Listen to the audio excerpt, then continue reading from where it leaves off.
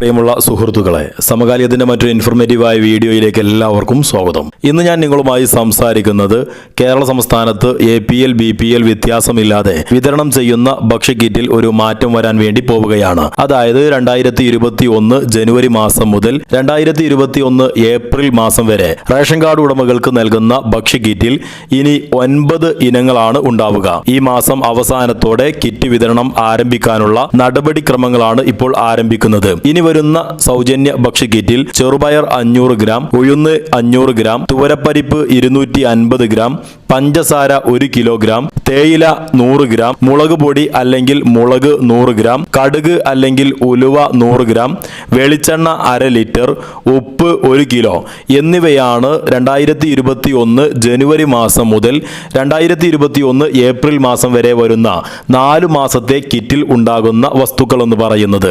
April മാസത്തിൽ Easter Vishu പ്രമാണിച്ച് കൂടുതൽ ഇനങ്ങളുള്ള ഒരു ബിഗ് കിറ്റ് ഉണ്ടാവാനുള്ള സാധ്യതയുമുണ്ട്. ടെൻഡറിലൂടെ സ്വകാര്യ കമ്പനികളിൽ നിന്നും കുടുംബശ്രീയിൽ നിന്നുമാണ് കിറ്റിനാവശ്യമായ സഞ്ചി വാങ്ങുന്നത്.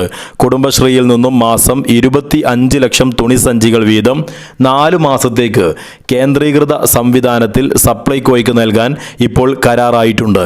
ബാക്കി സ്വകാര്യ കമ്പനികളിൽ നിന്ന് വാങ്ങാനുള്ള ടെൻഡർ നടപടികളും പൂർത്തീകരിച്ചിട്ടുണ്ട്.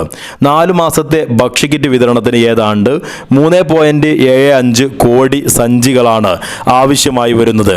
മൊത്തം 88.8 ലക്ഷം കാർഡുടമകളിൽ ശരാശരി 83 ലക്ഷം പേരും കിറ്റ് വാങ്ങുമെന്നാണ് സപ്ലൈകോയുടെ കണക്കുകൂട്ടൽ.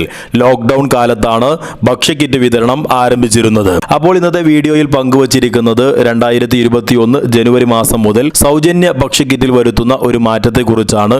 9 ഇന വസ്തുക്കൾ ഏതെല്ലാമാണെന്നൊക്കെ നമ്മൾ ഇന്നത്തെ വീഡിയോയിൽ പങ്കുവച്ചിട്ടുണ്ട്. ഈ വീഡിയോ സാധാരണക്കാരായ ജനങ്ങളുടെ അറിവിലേക്ക് കൂടി ഒന്ന് പങ്കുവെക്കുക.